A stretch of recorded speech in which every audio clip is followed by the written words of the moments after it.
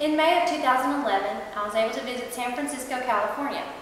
One of the major tourist attractions in San Francisco is the Alcatraz Island.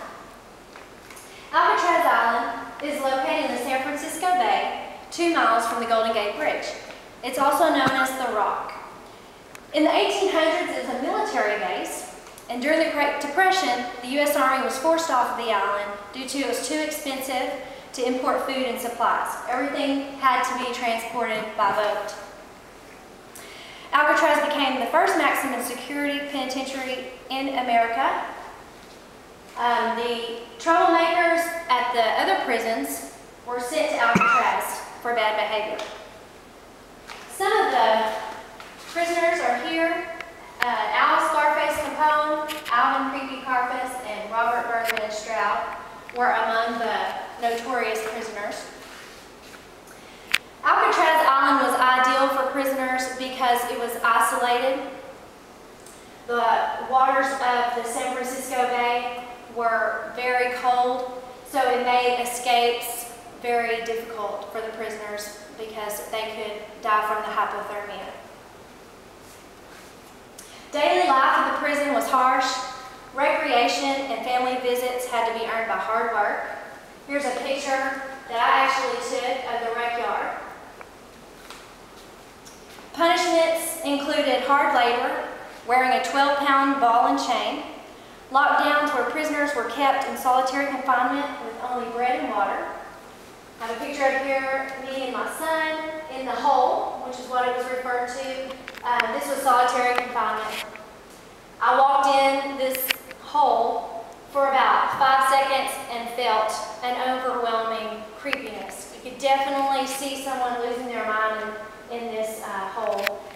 One of the interesting stories that we were listening to as we were touring Alcatraz was one of the prisoners said that when he was in solitary confinement, he would take a button off of his shirt, throw it up in the air.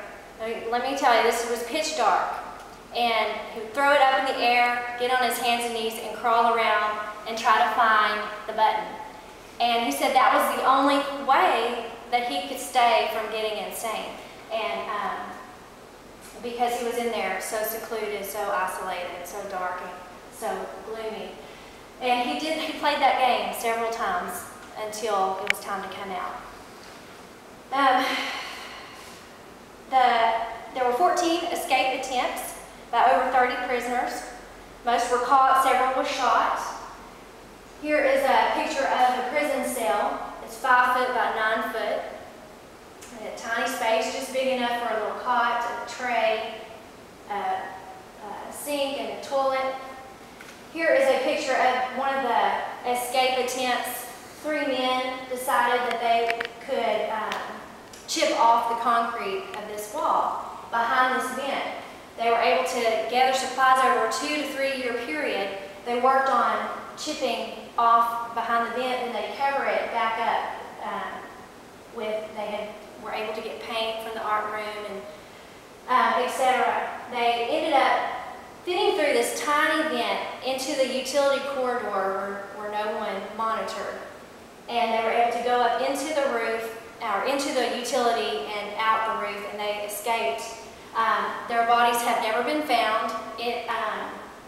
Most people believe that they were swallowed by the swells of the San Francisco Bay and that they died of hypothermia.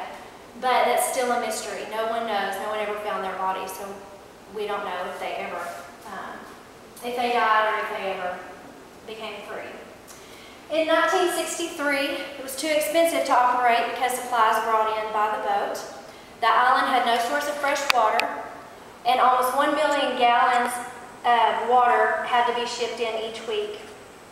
The island opened to the public in 1973, and it sees more than 1 million visitors across the globe each year.